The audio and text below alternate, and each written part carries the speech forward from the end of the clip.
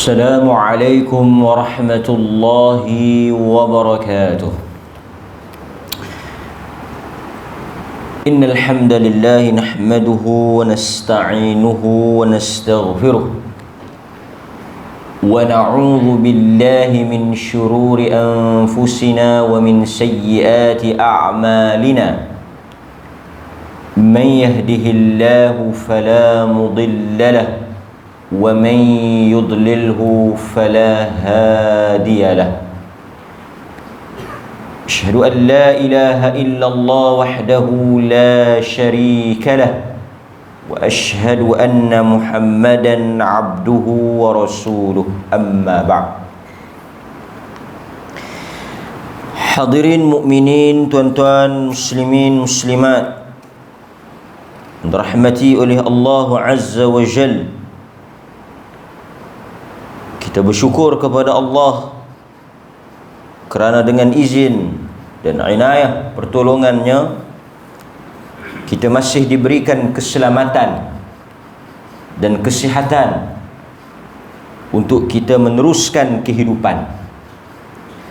Dan pagi ini tuan-tuan, seperti mana kebiasaannya, kita akan menyambung pengajian kita berhubung dengan ayat-ayat pilihan. Mudah-mudahan apabila kita membuka cerita kita pada pagi ini dengan Al-Quran, ia menjadi asbab Allah Subhanahu wa ta'ala menurunkan keselamatan dan keberkatan di dalam kehidupan hari ini. Ayat yang kita akan pilih pada pagi ini daripada surah Ali Imran ayat 190. Surah Ali Imran ayat 190. A'udzu billahi minasyaitonir rajim. Bismillahirrahmanirrahim. Inna fi khalqis samawati wal ard wa ikhtilafil laili wan nahar la ayatin li ulil albab. Sadaqallahul azim. Ali Imran ayat 190. Maksudnya, sesungguhnya pada penciptaan langit dan bumi itu, pada pertukaran malam dan siang, ada tanda-tanda kekuasaan, kebijaksanaan dan kerahmatan daripada Allah bagi orang-orang yang ulul albab. Surah Ali Imran ayat 190. Ayat yang pendek, kita ambil bahagian tu. Allah Subhanahu wa ta'ala sebut, inna fi khalqis samawati wal ard, sesungguhnya pada penciptaan langit dan bumi, wa ikhtilaf, pergantian, pertukaran, al-lail, malam dan siang, an-nahar, merupakan sebahagian daripada ayat, tanda-tanda, bukti kebesaran Allah Subhanahu wa ta'ala. Dan kebesaran dan kekuasaan Allah ini hanya boleh dilihat, difahami oleh siapa?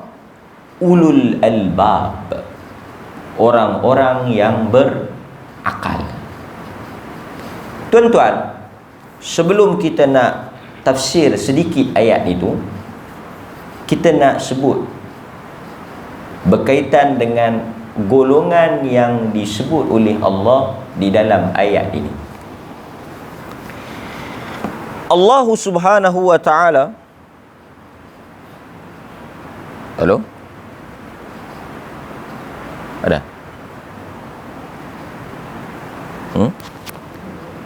Okey. Dengar?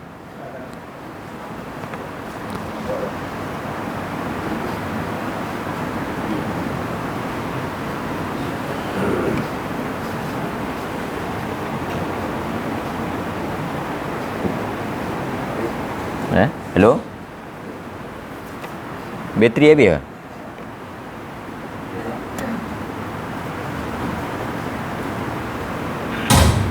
Hello?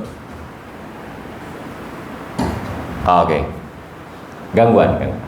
Ujian. Allah Subhanahu wa ta'ala menyebut suatu golongan yang dikenali dengan ulul albab. Sekarang banyak kita sebut tentang ulul albab ni. Ulul albab, kalau kita terjemah ke dalam bahasa Melayu, ulul tu maksudnya orang-orang yang mempunyai. Albab daripada perkataan lub. Ni bukan Ahmad Albab tu. Albab daripada perkataan lub.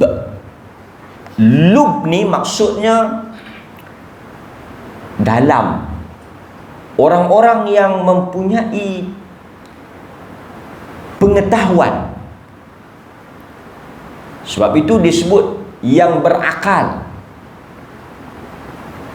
Tuan-tuan, perkataan ulul albab disebut lebih kurang 17 kali di dalam Al-Quran. Pada 17 tempat. Apabila Allah Subhanahu wa ta'ala menyebut tentang ciri-ciri orang-orang yang berakal, mereka yang mendengar kemudian memilih yang terbaik, mereka yang melihat kepada kebesaran Allah, mereka yang mengkaji kejadian alam, mereka yang senantiasa mengingati Allah, Allah menutup mereka itu adalah ulul albab, orang-orang yang berakal. Sebab itu tuan-tuan, kalau kita tengok di dalam Al-Quran, ini juga kita boleh buat homework. Ayat yang menyentuh berhubung dengan salat, zakat, berbanding dengan ayat yang menyentuh tentang kedudukan akal, kelebihan akal, keistimewaan akal, mana lagi banyak? Ayat-ayat yang sentuh tentang mendirikan salat, mengeluarkan zakat, menunaikan haji, ayat-ayat yang sentuh tentang ibadat tu sebenarnya sedikit kalau nak dibandingkan dengan ayat yang Allah cerita tentang akal. Sebab itu kedudukan akal sangat tinggi di dalam Islam. Sehingga kan, kalau tuan-tuan perasan, apabila kita belajar tentang hukum syarak, atau kita sebut apa? Hukum taklifi. Tuan-tuan ni semua digelar sebagai apa? Bukan mu'allaf. Bagi kenal elok. Mukallaf. Orang yang diberikan bebanan, taklif. Orang yang dikenakan hukum ke atasnya. Mukallaf tak lagi? Mukallaf tak lagi? Balik picit tu. Aku ni mukallaf kan? Mukallaf. Sebab itu kalau tuan-tuan belajar tentang salat, tentang zakat, tentang haji, seseorang itu diwajibkan atau untuk menjadikan dia itu terbeban dengan salat, dia mestilah apa? Islam. Lepas tu baligh. Lepas tu berakal. Betul tak? Nak salat wajibnya salat, kenanya taklif salat tu ke atas dia Islam. Maknanya kalau kafir tak kena, tak sah. Kedua, baligh. Pasal tu budak-budak tak berdosa kalau tak semayang, tak puasa, tak tutup aurat. Pasal dia tak, bukan tak mumayyiz, dia mumayyiz, tetapi dia tak mukallaf.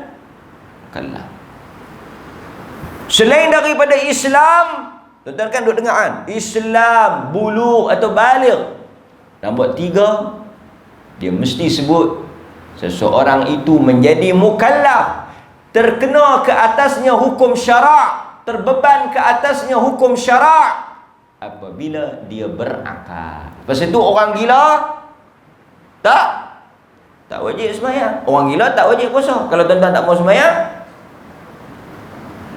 jadilah gila. Senang saja. Tapi tak bolehlah buat gila, dia kena gila sungguh. Dia masih ada apa? Gila kena ke dia. Dia tak cia. Pasal tu akal ni sangat besar. Dan ayat-ayat yang tentang akal ni banyak. Lebih banyak pada semayang, lebih banyak pada zakat, lebih banyak pada haji, lebih banyak pada puasa. Pasal tu kalau tuan-tuan baca Quran, tuan-tuan akan jumpa afala ta'qilun. Tidakkah kamu berakal? Quran tanya. Afala tatafakkarun. Tidakkah kamu berfikir? Ayat tu cukup banyak. Afala yatadabbarun. Tidakkah kamu merenung, mengkaji, menganalisa? Yang mana kesemuanya itu menggunakan akal. Sebab itu akal ni ada kedudukan, sehingga Allah memuji ulul albab. Kita duk dengar kan, ulul albab. Ulul albab itu orang yang berakal, orang yang menggunakan akalnya. Okey, akal ni, akal lah orang Melayu sebut akal, perkataan Arabnya akal. Dia berasal daripada perkataan Arab iqal. Lama dah kita nak sebut akal ni, kita pun tak tahu apa dia asal usul dia. Asal perkataan akal ni daripada iqal. Apa dia itu iqal? Okey, Arab bila dia bela unta, dia ada kaitan dengan unta. Apabila dia bela unta, dia kena ada iqal. Untuk apa iqal ni? Untuk dia letak pada lutut unta. Sekali kita akan relate pasal apa perkataan iqal tu dia pergi jadi akal. Okey. Arab apabila unta tu duduk, umpamanya tuan-tuan ada unta, unta tuan-tuan tu duduk, untuk mengikat dia tak bagi lari. Tak nak ikat unta tu tak bagi lari. Maka orang Arab akan ambil iqal yang bentuk ikatan bulat tu, pergi letak pada kepala lutut dia yang terkepak tu. Selum. Pergi selum di kepala lutut dia tu. Bila dia kepak kepala lutut dia, selum kepala lutut dia tu, dia tak boleh maki. Dapat tak? Sebab itu perkataan Arab ni bagus. Kita pergi kepada root word, kata asar dia tu, kata akar dia tu, kita boleh pasal apa Arab buat perkataan ni? Pasal apa Arab? Okey, contoh munafik, nafaq. Munafik tu daripada perkataan nafaq. Nafaq ni kalau tuan-tuan pergi ke Arab, nafaq tu apa dia? Kau pergi di Arab, tuan-tuan akan nampak perkataan nafaq. Di mana? Terowong. Nafaq tu terowong. Pasal apa perkataan munafik tu pergi ada di terowong? Agak-agak tuan-tuan lah. Satu mungkin gelak gelita. Nafaq, terowong. Tuan-tuan kena mainlah sikit. Munafik ni panggil dia apa?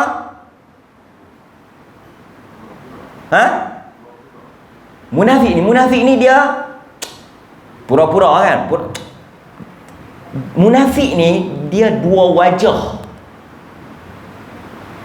Geng ni dia jadi geng ni. Pasal tu munafik ni dia panggil zul wajhan, orang yang ada dua muka. Bila dia wa idza laqul ladzina amanu qalu amanna, Quran kata apabila mereka duduk dengan orang beriman, kami beriman. Apabila mereka duduk dengan orang kafir, kami sebenarnya dengan hampa, bukan dengan depa. So dia ada dua perangai. Terowong ada berapa lubang? 2 lubang. Nampak dia pergi tu.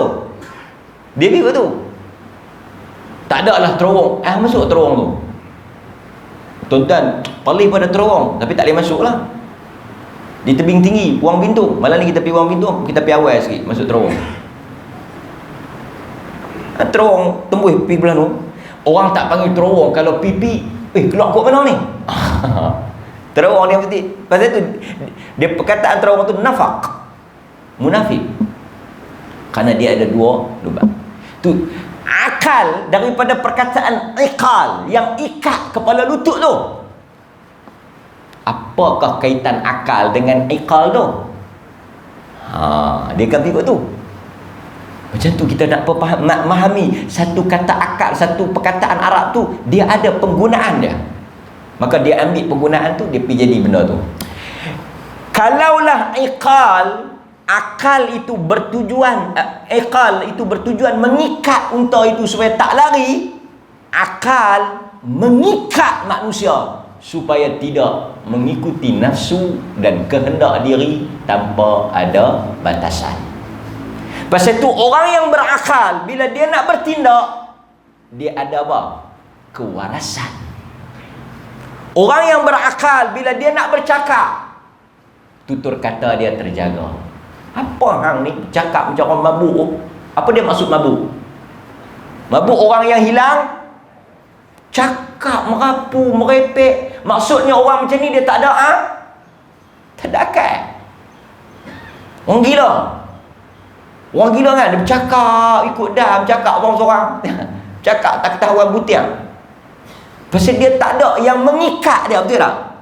Tapi orang beriman, akal itu, pasal tu akal itu dia duduk di kepala kan. Akal tu kita tak tahu lah, tapi kita selalu ni akal tu, mind kita tu kita selalu sebut dia di otak lah. Tapi akal tu maksudnya dia mengikat manusia. Dia mengawal manusia daripada melakukan sesuatu yang luar daripada perkara yang normal, perkara yang benar. Itu perkataan akal. Jadi kita ingat apa ni? Akal tu apa? Daripada perkataan apa? Pasal apa dia ambil perkataan tu? Untuk apa perkataan tu? Dan apa fungsi peranan akal? Boleh? So, bila kita diberikan akal waras, itu satu kurniaan. Kita bebek gila ustaz. Pasal apa? Tak kena apa? Tak tahu.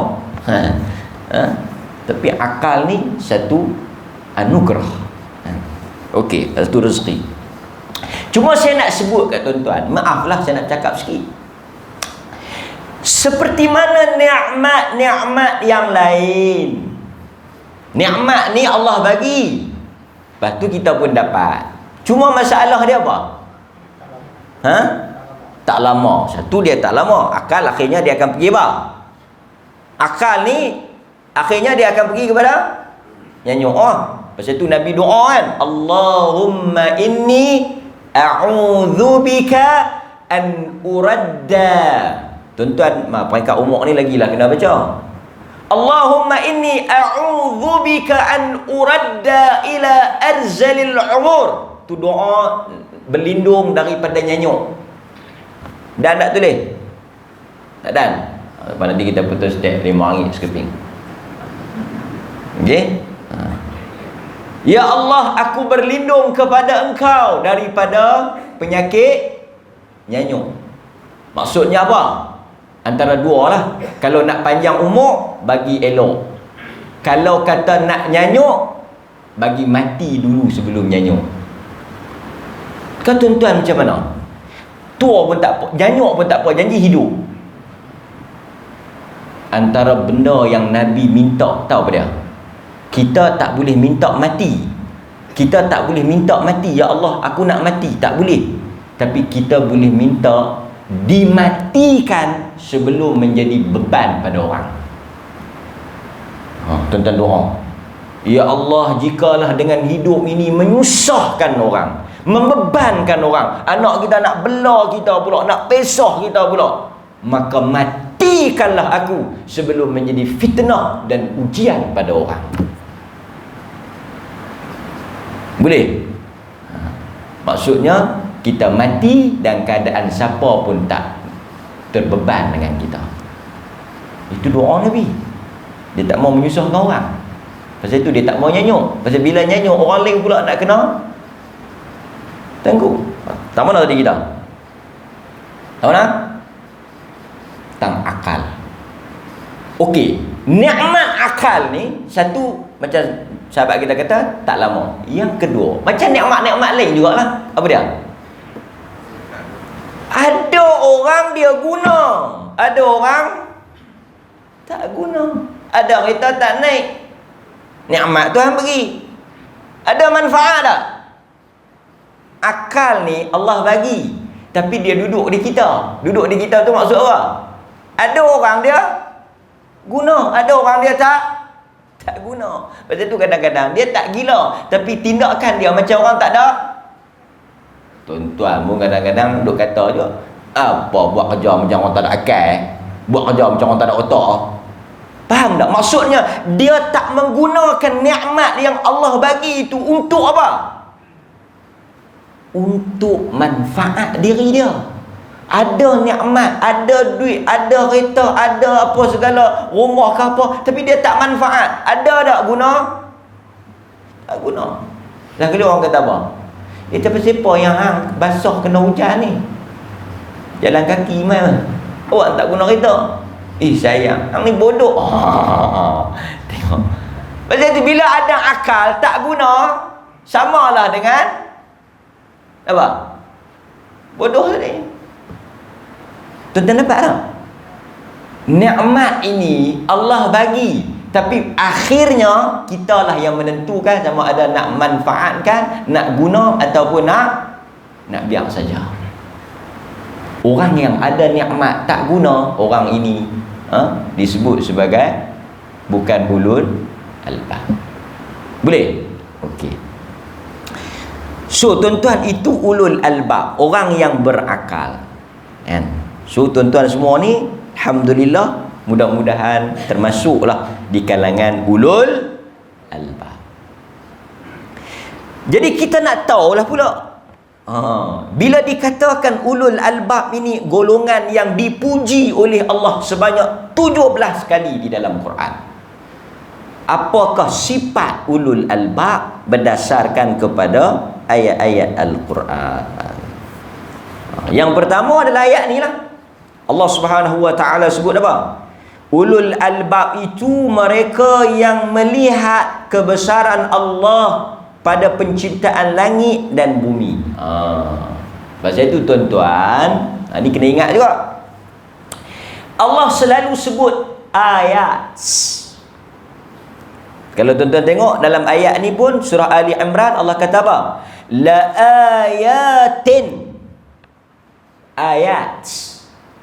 Ayat ni, kita bahasa Melayu apa dia ayat? Ayat lah, sentence kan? Sentence. Ayat dalam bahasa Arab atau dalam Quran, dia kalau kita nak terjemah dalam bahasa Melayu, dia panggil tanda. Pasal itu dalam ayat ni dia kata tanda-tanda. Ayat jamak daripada perkataan ayat. Perkataan bahasa Inggeris lebih tepat saya ingat. Sign. S-I-G-N. Apa maksud sign? Tanda. Maksudnya bila kita sebut kebesaran atau kekuasaan, the sign of apa? God. Tanda Tuhan. So tuan-tuan, ayat tanda Allah ni dia ada dua. Kena ingat ni. Satu, dia panggil makru'ah. Ayat makru'ah. Apa dia tu makru'ah? Ingat, dengar baca elok. Makru'ah, bukan makaroni. Makaroni itu Saudi. Makru'ah. Apa makru'ah? Satu, kita melihat kebesaran Allah melalui ayat-ayat makru'ah yang dibaca. Seperti apa? Yang dibaca apa dia? Tuan-tuan baca apa? Quran lah. Takkan baca mastika, takkan baca utusan. Nak tengok kebesaran Allah melalui makru'ah. Makru'ah daripada perkataan kira'ah, qara'a, iqra', makru'ah. Nak mengenali, mengkaji atau jumpa dengan kebesaran Allah melalui ayat-ayat yang dibaca. Melalui bacaan apa? Kita kena baca apa? Quran. Tuan-tuan, Quran tu, ni pun bagus tak? Al-Quran, perkataan Al-Quran yang tuan-tuan sebut tu, word daripada bahasa Arab dia main mana? Ni kita belajar bahasa Arab sikit. Al-Quran, Quran, dia mari daripada perkataan Iqra. Al-Quran tu sendiri, mari daripada asal usulnya, word dia Iqra, baca. Quranan, bacaan. Maksud tu Quran ni orang baca, kerana dia word dia tu sendiri baca. Tuan kata Quran ni bukan kalam Allah yang diturunkan oleh Jibril kepada Nabi-Nya Muhammad selama 23 tahun secara, itu istilah makna Quran tu, tapi word dia tu baca. Tuan-tuan, dalam banyak-banyak benda Tuhan nak buat turun kat Nabi, ada lebih 6,600 lebih ayat. Allah memilih first word, kalam yang pertama, wahyu yang pertama yang Nabi terima, Iqra. Pasal itu orang Islam kena ada semangat nak baca ni. Habis tinggi kita duk baca apa lah hari ni? Hari ni kita duk baca apa? Orang Islam kena ingat, word yang pertama yang Nabi dapat ni, Nabi dapat Jibril, first meeting dengan Jibril tu Iqra. Kemudian Nabi kata ma ana biqari'. Word perkataan Iqra. Jadi orang Islam nampak satu titah perintah Allah, dia bukan suruh semayang. Jibril mai jumpa Nabi, salah dah, saum, puasa, zakat dah. Dia suruh apa? Dia suruh baca. Pasal tu orang Islam kena ada semangat baca ni. Kena ada lah baca. Di rumah tu buat lara apa-apa lah, buku, belilah buku apa-apa, baca.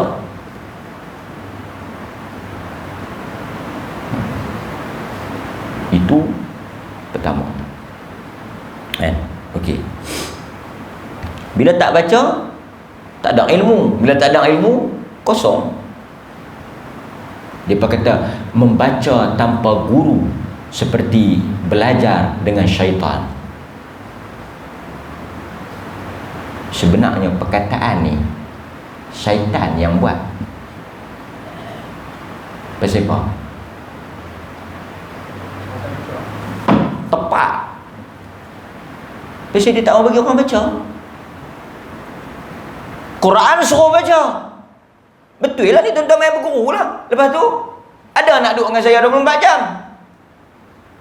Maksudnya kita mari belajar. Pasal tu ulama-ulama dulu banyak membaca. Dia orang pergi universiti 4-5 tahun, lepas tu keluar dia buat bacaan, membaca.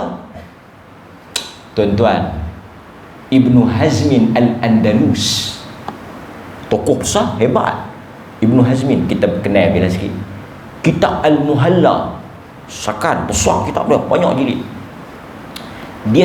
Dia bahasa dia kasar sikit lah. Pasal apa? Dia banyak membaca tapi kurang guru. Bukan tak ada guru, ada guru. Saya nak habaq ya. Ada orang kata membaca tanpa guru seperti berguru dengan syaitan. Pertama dia tak mau baca, malas. Lepas Lepas tu bila malas baca, main mengajar, tak ada modal, sembang tak tahu mana hala tak. Last sekali ajar apa? Nak lega sakit jantung, baca ayat tu tepuk dada. Apa punya merepek garut tak tahu. Lepas tu nak tunjuk kemas sikit, berguru lutut ke lutut. Eloklah kepala lutut.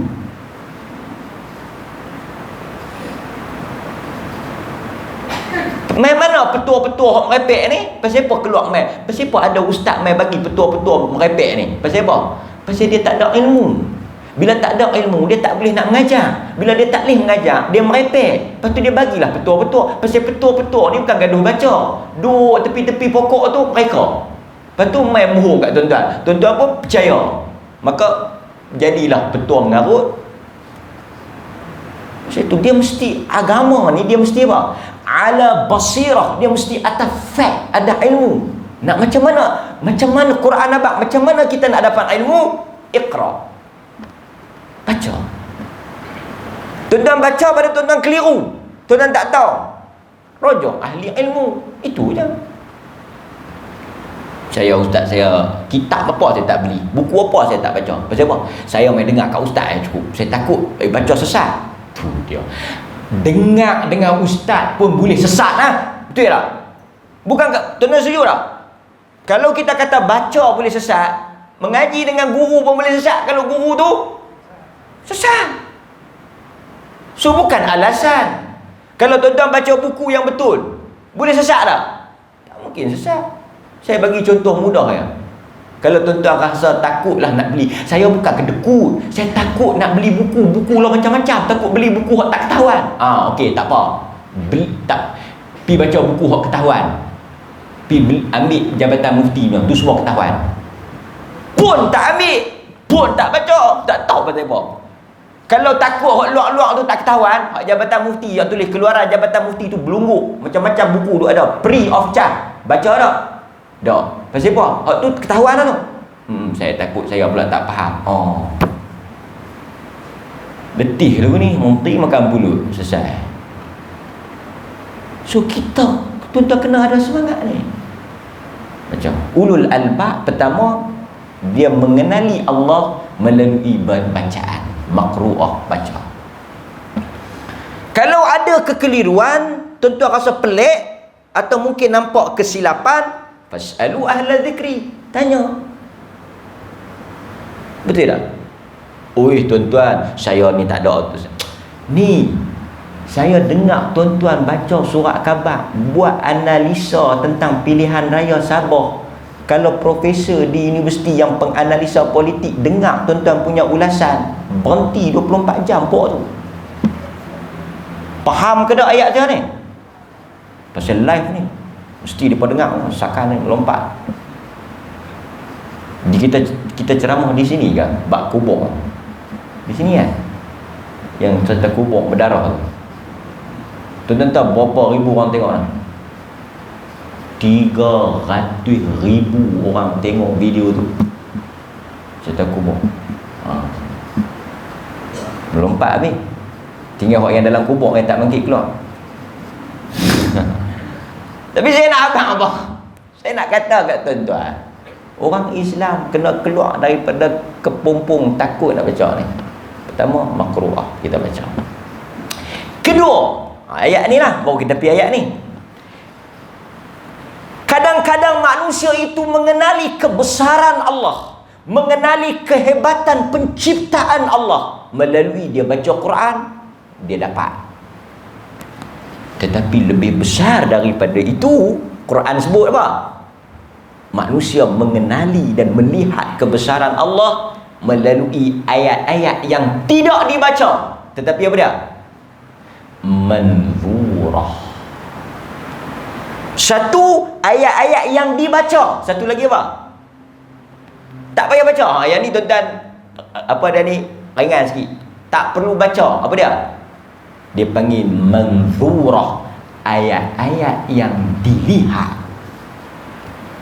So Two way, ada dua jalan. Macam mana kita nak mengenali, atau kita nak melihat, atau kita nak merasakan kekuasaan, kewujudan dan kebesaran Allah. Satu, melalui bacaan Al-Quran. Yang ni tuan-tuan, dia macam susah sikit lah. Pasal kita nak kena tadabbur, nak kena kaji, nak baca tafsir, orang kita kan dia susah sikit nak hadam. Tapi paling mudah dia, bawa dia pergi tengok laut, bawa dia tengok sungai, bawa dia tengok langit. Pasal tu Quran rajin duk suruh kita tengok ni. Pasal tu pilah berjalan. Pi berjalan pula. Saya pi berjalan tak nampak dia lah hampir pasar raya. Shopping komplek nak keli. Apa? Pergi tengok kebesaran Allah. Boleh pun banyak pergi tengok.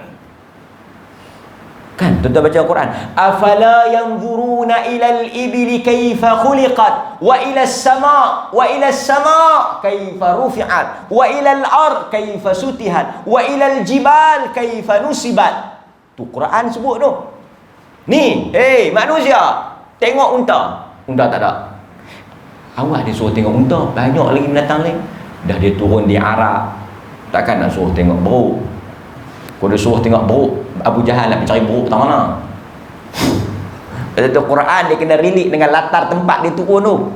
Betul tak? Pasal tu bila Quran cerita tentang syurga, kebun, sungai, kebun, sungai, kebun, sungai, buah, kebun, sungai, buah, kebun, sungai, buah. Pasal apa tu kebun, sungai, buah? Banyak lagi. Pasal di Arab, kebun, sungai, buah tu kira sakan lah. Tuan-tuan pi di Arab, saya nak tidur awal malam ni. Awal lah. Esok nak pergi Madinah, daripada Mekah nak pergi Madinah, nak tidur awal, nak tengok pemandangan. Saya kata jangan tidur lambat. Awal tidurlah lambat.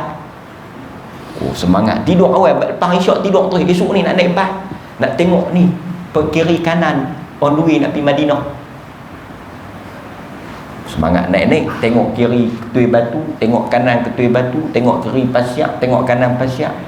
Dia mengantuk. Tak ada apa. Sepanjang perjalanan tu tak ada apa. Sekali-sekala jumpa bas rontok tepi jalan. Tak ada pemandangan, betul tak? Tiba-tiba tuan-tuan tengok Arab bila dia mari Malaysia, dia tengok hijau, dia tengok laut, dia tengok sungai. Oh. Quran bila cerita, dia meraihkan keadaan orang yang turun ketika itu. Pasal tu dia kata tengok unta. Tapi unta ni pun kalau memang hebat. Pasal tu unta ni ciptaan Allah yang sangat hebat. Tuan-tuan baca sekali lah, tengok National Geography unta. Kemudian Allah kata wa ila as-sama'i kaifa rufi'at. Tengok macam mana kami angkat langit tanpa tiang. Tuan-tuan dulu kita ada apa? Azhar Mansur, pelayaran solo satu dunia kan dia pergi. Cuk tuan-tuan pergi sembang ataupun tuan-tuan pergi tanya siapa-siapa yang banyak travel, hang bisa jumpa tiang langit. Oh dia kata ada belah tu besar tiang tu, tinggi menyayut. Sama ada dia bohong kita ataupun dia dah gila. Macam mana tuan-tuan? Benda okey dia kata tak apa, sekarang ada teknologi tak ada tiang, tapi dia kena ada atas tu kabel untuk cakok dia tu. Tuan-tuan pergilah kalau ada masa, ada duit, pergilah travel, carilah tiang langit. Quran suruh tengok macam mana. Wa ilal ardi kaifa sutihat. Macam mana kami bentangkan. Pelik tuan-tuan tahu, pelik. Kita boleh duduk ni, bumi ni bulat, kita boleh duduk tak jatuh. Cuba tuan-tuan berdiri di satu tempat yang bulat. Tuan-tuan pergi cari benda bulat besar, tuan-tuan pergi berdiri atas tu. Boleh tak berdiri? Boleh duduk? Tak boleh, tapi kita tak jatuh, tak tergolek. Macam mana Allah Ta'ala bentangkan? Pasal tu ada orang kata bumi tu tak bulat, bumi tu tak tahulah. Lepas tu Allah suruh tengok apa lagi? Allah suruh tengok bukit. Wa ilal jibal. So maksudnya salah satu cara nak dapat jumpa Tuhan, nak dapat bertemu dengan Tuhan, melihat ciptaan dia. Pasal itu Nabi kata apa? Tafakkaru an khalqillah wa la tafakkaru an zatillah. Nabi suruh ni, hendaklah kamu merenung, mengkaji, mencari, melihat ciptaan Allah, tapi jangan kamu kaji zat Allah. Tu Nabi habaq. Tu yang tuan-tuan duk dengar ada orang isim tu. Kan? Dia ni jaga-jaga sikit ni, mengaji agama sampai jadi isim. Memang betul isim. Gila, pasal apa dia gila? Ni geng hok yang duk cari Tuhan ni. Mencari Tuhan. Siapa yang mengenali dirinya, dia mengenali Tuhan. Ni yang tuan-tuan jumpa hang duk ngaji apa ni? Kami mencari Tuhan. Sebelum kita nak sembah Allah, kita kena kenal Allah. Sampai kesudah dia tak sembahyang. Pasal apa? Sampai kesudah tak kenal Allah. Ada geng-geng ni. Lepas tu baca pula hadis palsu. Man arafa nafsah faqad arafa rabbah. Siapa yang kenal diri dia, ni hadis palsu. Siapa yang kenal diri dia, maka kenallah Tuhan. Hang nak kenal diri hang apa? Tuan-tuan nak kenal diri tapi tahu mana? Anak siapa? Nikah dengan siapa? Duduk mana? Nak cari diri. Cari diri, cari diri. Mayang tak lagi? Tak mayang lagi. Pasal tak jumpa lagi diri. Tu dia. Ini satu talbis iblis pada orang yang belajar agama. Dia pergi kaji tentang Tuhan, pergi fikir tentang zat Tuhan, macam mana Tuhan tu. Lepas tu dia duk bayang, imagine Tuhan. Last sekali Tuhan duduk dalam diri dia. Tu ada saya jumpa satu orang sembang dengan dia. Dia kata orang dengar bunyi motor, tapi dia tak dengar bunyi motor. Dia dengar apa? Zikrullah. Tu dia tersendak kita. Orang dengar burung-burung berkicau, tapi dia tak dengar kicauan burung. Dia dengar tasbih. Ini makam. Tapi kita tengok atas bawah. Isin. Tuan-tuan jangan duk buat itu. Duk main sembang dengan saya, Ustaz. Saya dah terbuka hijab. Allah dah buka hijab. Macam mana? Ustaz nampak apa? Dia mula ayat tu, kita pun bila tuan-tuan dengar, tuan-tuan akan rasa apa? Syakan dia ni. Takjub. Ustaz tengok pokok tu, Ustaz nampak apa? Nampak pokok? Tak. Hakikat dia bukan zahir dia pokok, batin dia. Bahasa-bahasa begitu orang kita. Itu ke? Hakikat dia adalah jelmaan kalimah La ilaha illallah. Tu dia. Pokok nyok tu La ilaha illallah. Tuan-tuan nampak tak? Tuan-tuan nampak ke tak? Dia tanya lah, nampak tak? Tak nampak. Hati masih hitam. Lepas tu kita nak buat macam mana nak bagi saya nampak? Kita kena cuci hati. Macam mana nak cuci hati? Kena pergi bersuluk. Lepas tu tak nampak 3 minggu di masjid, Jumaat pun tak mat, duk pergi meratik dalam gua. Ini modus operandi geng-geng batiniah. Dia panggil batiniah. Geng-geng yang dia duk peleceh kita. Hang nampak apa? Hang dengar apa? Sebenarnya bukan. Dia macam ni. Dia macam ni. Kita pula yang jahil tukir, yang tak tahu mana hala, dengar nampak menarik, ikut. Ini hati-hati. Okey. So yang pasal tu Ibrahim alaihi salam, dia jumpa Allah melalui apa? Dia tengok matahari, dia tengok bulan, dia kata ni Tuhan. Mai matahari, bulan hilang, yang ni Tuhan. Akhirnya dia cari Allah melalui apa? Manzurah, dia lihat. Pasal tu ramai orang kafir, dia beriman melalui apa yang dia lihat daripada alam ni. Nampak? Okey. Ciri yang kedua, kita ambil 1-2 cukup. Jadi tuan-tuan, saya sebut ni, tuan-tuan yang minat melihat alam, dan bila tuan-tuan melihat alam, mendekatkan diri kepada Allah. Ada setengah orang dia pergi tengok alam setakat cantik kan, tapi kita orang beriman bila tengok alam, dia membawa kita kepada Allah. Tengok kebesaran alam ni mengingatkan kita kepada yang mencipta. Baru ni ada kereta baru X50 kan. Apa hebat dia? Dia boleh parking sendiri. X50 Proton tu dia boleh parking sendiri, tuan-tuan. Bila kita tengok tu, tuan-tuan akan rasa takjub pada siapa lah yang pandai pergi duk reka boleh parking sendiri. Kita akan cari who the creator, the architect, designer ke, siapa yang buat tu, dia panggil apa? Engineer. Kita akan tanya, siapa dia, engineer mana ni? Bukan Cina ni, takkan Cina. Kita akan cari. Kita tak takjub, kita memang rasa hebat teknologi tu, tapi kita akan cari siapa yang akan rekod, siapa otak siapa ni. Pasal tu bila kita tengok sesuatu ciptaan, kita akan cari siapa yang mereka cipta benda tu. Pasal apa? Akal dia ni sakana. Betul tak tuan? Pasal tu orang Belanda hebat. Ni tuan-tuan, orang Belanda Holland hebat tau. Pasal apa? Di Belanda bukan ada bendang. Di Belanda tak ada bendang. Tak ada bendang. Pergi Belanda. Lah tak boleh pergi lah. Dulu tak ada duit. Lah PKP. Tak boleh pergi situ. Pergi Belanda. Tapi mesin padi tu semua Holland. New Holland. Belanda yang buat. Orang kita Melayu bila tengok mesin padi, sakat. Macam mana dia buat ni? Macam mana dia buat ni? Kan? Kita bila tengok kebesaran Allah, ciptaan alam ni, lagi sakan ni, ciptaan alam ni, takkanlah kita tak tertanya hebatnya bagaimana Allah cipta alam ni. Kan? Itu maksudnya. Dan yang terakhir yang saya nak sebut kat tuan-tuan ni sikit dia. Berkaitan dengan ulul albab ini, Allah Subhanahu Wa Taala sebut apa? So kalau tuan-tuan ada sifat tu ulul albab lah. Bila tuan-tuan tengok ciptaan Allah, tuan-tuan kaji, kan? Dan tuan-tuan beriman, asal besar Allah itu ulul albab. Tapi kalau tengok tak rasa apa, tak dapat manfaat, tak masuk ke dalam jiwa, Allah tak bagi ulul albab. Ramai orang tengok tapi tak ramai orang yang berakal. Itu maksudnya. Allah sebut dalam surah Az-Zumar ayat 18. Dalam surah Az-Zumar ayat 18. Kalau sebelum tu ayat 9. Allah kata apa? Yang dikatakan ulul albab itu siapa? Iaitu orang yang mengerjakan ibadat pada waktu malam sambil berdiri, takutkan azab akhirat. Salah satu sifat ulul albab, orang yang kuat tahajud.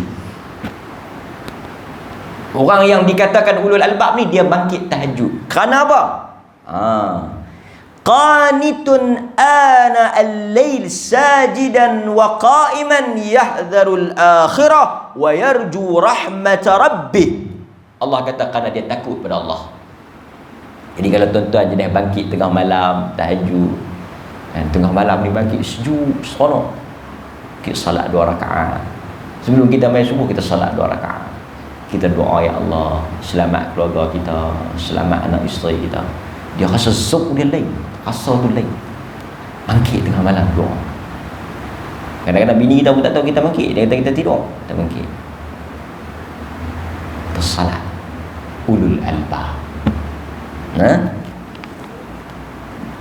Yang akhir Allah sebut apa? Ulul albab ni selain daripada melihat ciptaan Allah, selain daripada bangun tahajud, mereka itu alladzina yastami'una al-qaul fayattabi'una ahsanah, iaitu mereka yang mendengar.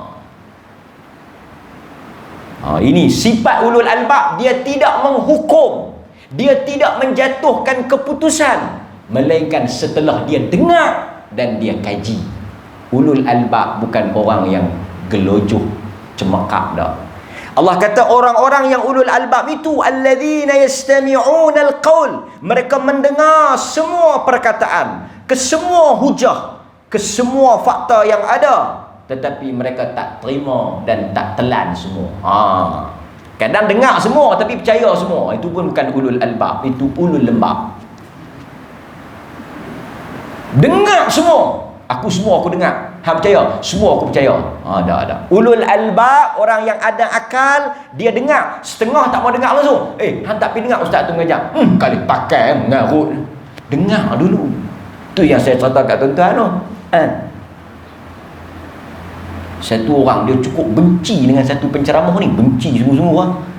Tiba-tiba satu hari, qadarallah, dia naik kereta, kawan tu pasang kaset penceramah tu. Dia tak pernah dengar, dia tak kenal, tapi kawan dia tu pasang kaset penceramah yang dia benci sangat-sangat tu. Dia pun dengar dalam perjalanan tu. Ish, bagus dia ni, bagus dia ni, faham kemah hujah. Hang tahu ke siapa? Inilah yang hang benci tu. Saya tak mau sebut lah, tapi tuan-tuan pun boleh tangkap lah siapa dia. Ramai orang dia bukan dengar pun, tapi dia pergi tengih lebih macam orang dengar. Ada satu ustaz di Sabah, dia belajar, dia mengajar kitab Muhammad bin Abdul Wahab yang dikatakan Wahabi tu. Tapi dia, alah macam tuan-tuan lah, tuan-tuan tahu siapa tulis kitab yang tuan-tuan duk mengaji tu? Kalau dia habaq ni, saya nak baca kitab ni Muhammad bin Abdul Wahab yang orang panggil Wahabi tu, dia ni lah, kita nak baca dia ni lah tulis. Pasal tuang tak ada mula. Tapi dia approach dia, pendekatan dia, kita tak katalah Muhammad bin Abdul Wahab tu betul, ada benda kita tak setuju, ada benda yang memang tak sesuai di Malaysia, kan? Biasalah, semua orang ada macam tu. Tapi saya nak abang, kadang-kadang orang dia judge manusia tanpa dia baca, tanpa dia tengok, dan tanpa dia faham maksud kawan tu. Itu bukan ulul albab. Sampai baca pun tak mau, dengar pun tak mau. Dah ulul albab, pergi dengar, baca. Dia nak kata apa? Dia ajar. Dia pun tak pernah komplain, tak pernah argue.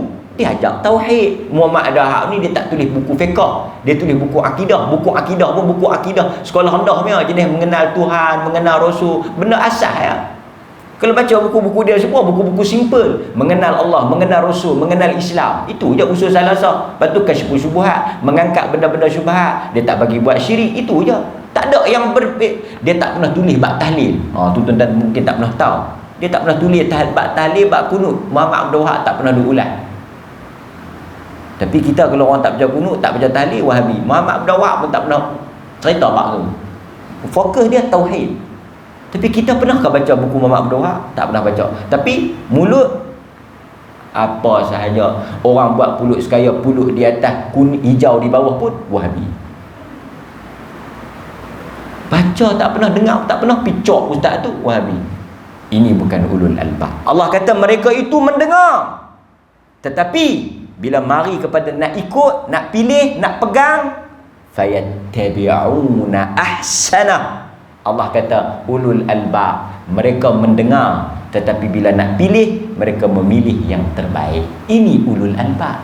Bukan tak dengar terus jatuh hukum, no. Allah kata apa? Wa ulaikal ladzina hadahumullah, mereka itulah yang Allah beri petunjuk. Wa ulaika hum ulul albab, orang yang ada perangai itulah yang kami gelar ulul albab. Jadi kalau tuan-tuan jumpa kawan tuan-tuan, kita nak cerita, hang dengar lu aku nak habaq, hang dengar lu aku nak cerita ni, hang dengar lu aku nak baca hujah ni. Tak payah. Hang pelih, memang pelik, memang beling pada orang, memang hampa ni jenis sesat, memang tak boleh pakai. Tu dia. Pasal tu kadang-kadang saya murung juga. Saya pergi ceramah di Kuala Lumpur dululah, tempat-tempat ni. Ustaz, belajar mana? Belajar situ. Asal mana? Oh, saya asal ni utara, belah utara. Muhabbat paling orang kali itu bagi ceramah, tak ada ceramah, tak. Saya utara, utara. Belah-belah Penang, Kedah, dah dekat-dekat tu. Dekat-dekat tu. Bila utara ni dia ada 3, paling Penang, Kedah. Dia tanya pula, utara belah mana? Kedah, paling. Dekat-dekat tu, dekat-dekat Kedah tu. Lain kali dia nampak macam kita tak mau jawab. Manusia dia hukum itu, dengar paling. Dengar paling. Lah paling dia tak apa, dengar Kedah, tembok, sungai. Lawa marah orang Kedah. Sallallahu ala nabiyina Muhammad wa ala alihi wasahbihi wasallam. Mudah-mudahan kita menjadi golongan ulul albab. Ada jamuan kan? Pihak masjid menyediakan jamuan sarapan pagi. Tuan-tuan semua dijemput.